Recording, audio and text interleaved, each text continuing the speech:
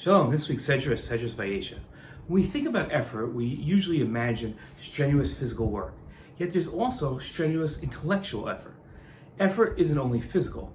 When faced with a significant problem that needs to be solved, it requires effort to be solved. While one is not putting in physical effort to solve the problem, the intellectual effort leaves a person with the same exhaustion as physical labor. While intellectual effort leaves the person just as exhausted as physical effort, there is still significant difference between intellectual and physical effort. In this week's Torah portion, we read about physical and intellectual effort when Reuven convinced his brothers not to murder his brother Yosef with their hands and rather leave him to die. Let's look at the pasuk. The brothers said to one another, here comes that dreamer. Let's kill him, throw him into one of the pits, and we'll tell our father a savage beast devoured him. Then we'll see what comes of his dreams. When Reuven heard their plans, he tried to save Yosef from them. He said, let us not take his life. Don't shed any blood. Throw him into the pit out in the wilderness, but do not touch him yourselves. Reuven intended to save Yosef from his brothers, and when they had left the area, returned Yosef to his father. The difference between murdering someone with one's hands and murder by leaving someone out to die doesn't seem that significant. But Reuven's argument that the brothers should leave Yosef to die instead of killing him with their hands wins them over. What about leaving someone to die is so much less sinful than killing with one's hands? In Jewish law and halacha, the penalty for killing someone with one's hands is significantly more strict than leaving someone to die. While killing someone with their hands incurs a death penalty, Maimonides wrote the following.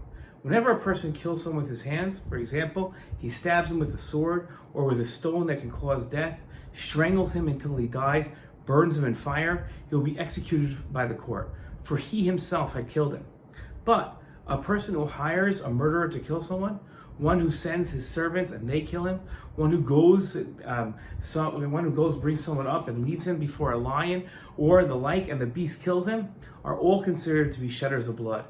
The sin of bloodshed is up on their hands, and they are liable for death at the hands of God.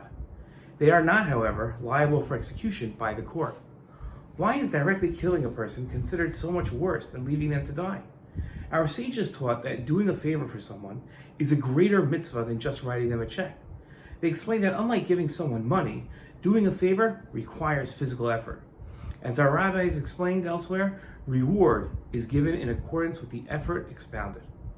This lesson of putting physical effort into mitzvahs is just as applicable to sin. Physical effort is more significant than intellectual effort if viewed from the vantage point of the sin. When one puts physical effort into something, they are dedicating more of themselves into the effort than merely planning the sin and thinking out how to perform it. The lesson about the significance of effort in murder extends past murder to everyday life.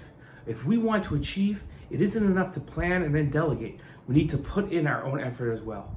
Reuven understood this principle and used it to convince his brothers not to directly kill Yosef. Shabbat Shalom.